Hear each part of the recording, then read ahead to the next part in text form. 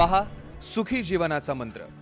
तर कर्व पेनिसिल्स काय असतात आणि ते नॉर्मल असतात का त्याबद्दल माहिती सांगा। वा वा हा प्रश्न मी एक्सपेक्ट केला होता, कारण एवढ्या व्हरायटीज झाल्यानंतर जसं मॅडमनी सुरुवातीला सांगितलं की पेरॉनिज रोग, पेरॉनिस काय असतो येतो त्यावर। खूप छान आणि सुंदर प्रश्न पहा, म्हणजे ज्याची तुम्ही सुरुवात करून दिली तेच प्रश्न आपल्याला येतात। म्हणजे हे खरंच म्हणजे एक जो गाभा आणि आशय आहे ना त्याला पकडून मी बऱ्याच सांगतो, एखाद्याने अभ्यास करणारे हा जर पाहिला ना शो त्याला नक्कीच मार्क्स मिळतील। सांगूया आपण 22 प्रकारामध्ये आता आपण आलो कर्ड पेनिसेस। कर्ड म्हणजे हे बघा, एक गोष्ट महत्त्वाची लक्षात ठेवा, परत नॉर्मल म्हणजे काय, असं एका सरळ रेषेत पुढे जाणारं नॉन डेव्हिएटेड असं काही आयडियल प्रकारचा कुठलाही भाग नसतो।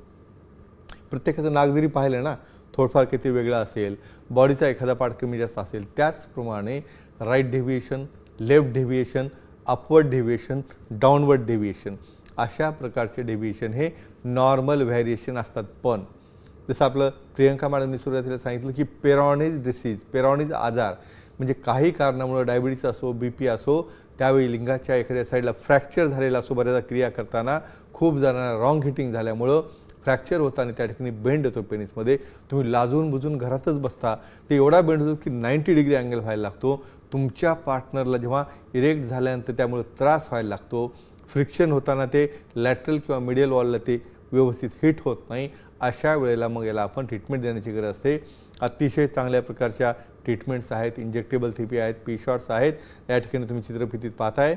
ED थेरपी, यामध्ये specially low intensity shock waves ह्या त्या कर्ड भागाला दिल्या जातात, त्यामुळे त्या ठिकाणचं कॅल्सिफिकेशन आहे, त्या ठिकाणचं जो बेंड आहे त्या ठिकाणचं टिश्यू रिमॉडेलिंग होतं, ब्लड सप्लाय चालू होतो आणि त्यामध्ये सरळ करता येतं। तर मित्रांनो एकच सांगेन, कुठल्याही प्रकारची लैंगिक व्याधी असेल ती तुमची आहे, शरीर तुमचं आहे, बॉडी तुमची आहे। जसं तुमचं नाक, कान, प्रत्येक दर्शनी भाग हा नॉर्मल असला पाहिजे, त्याच पद्धतीने तुमचे लैंगिक अवयव स्त्री असो पुरुष असो हे नॉर्मल काय तुम्हाला माहीत असलं पाहिजे।